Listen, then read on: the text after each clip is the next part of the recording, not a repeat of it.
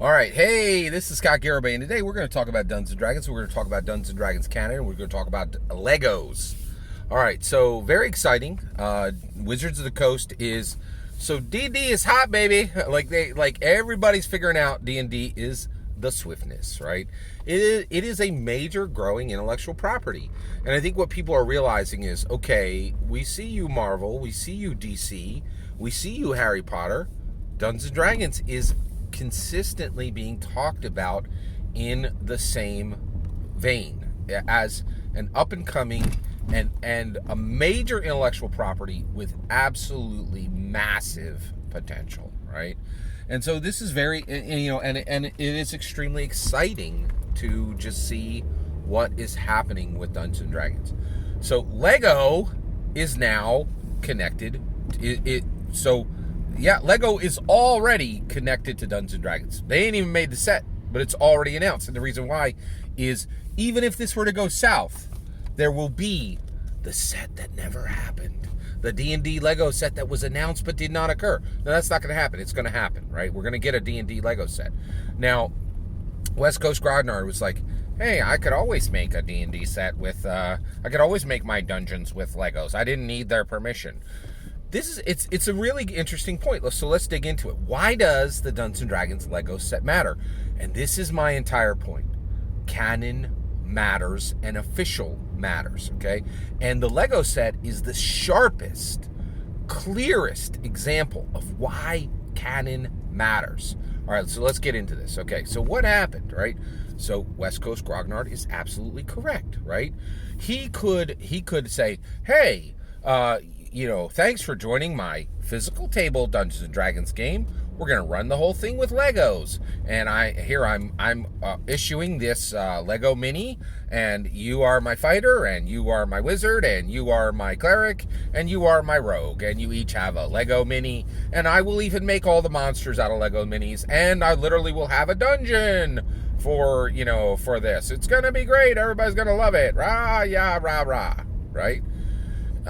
And here's the thing, right? And so the people at the table, they're going to be like, well, that's nice, but none of this is official. None of this is canon. You're just scrawling some idea out there, right? And nobody gets excited, right? But the reality is the moment D&D announced that they were doing a Lego set, everybody got excited, and it was literally international news, right? So why is that? Well, here's the flow, okay? Lego is saying this is official.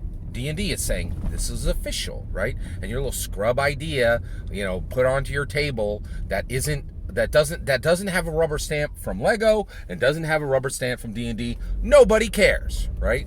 But why do they care that Dungeons & Dragons is making an official Lego set? And here's why. Elminster, right? Elminster can already sit down with Liliana Vess. Liliana Vess is from Strixhaven. Strixhaven is in the magic world, right? Liliana Vess is in D&D, right? That means, right, that by narrative logic and lore, Liliana can go, hey, Optimus, you want to come over and meet Elminster? And Elminster was like, hey, it's very nice to meet you, Optimus Prime. And there's resonance. There's resonance there, right? So Transformers will be an official Magic the Gathering set. The D&D design team has spent a ton of time with the MTG design team making sure that those worlds are connected by narrative, logic, and lore through plane shift, through the canon hardbacks, and through MTG sets that were brought over directly from Dungeons & Dragons. The bridge has been built in every single direction, and it's been made structurally supportive in narrative, logic, and lore from three and probably 50 different directions, depending on how you count, right? So, and here's the issue. So why does it matter that there is a D&D Lego set? Well, so here's the issue. All right, we already know that there is a narrative, logic, and lore path for Optimus Prime to shake hands with Elminster, right? But the moment you make an official Lego set, there is narrative, logic, and lore in Legos. There is narrative, logic, and lore in D&D. And the moment they start making this product, they're going to mix them. They're going to mix them. right? And anybody who cares about the narrative, logic, and lore of Lego, and anybody who cares about the narrative, logic, and lore of D&D is going to start to connect those tissues, right? And here's the issue. What's really at stake here, right, is Elminster meeting every member of the Ninjago team. Ninjago, right? And Elminster being able to go to Lego City, right? And Elminster being able to ride the official Lego train, right? And that's the key. Wizards of the Coast has no control, no understanding of its canon, right? But they do control official.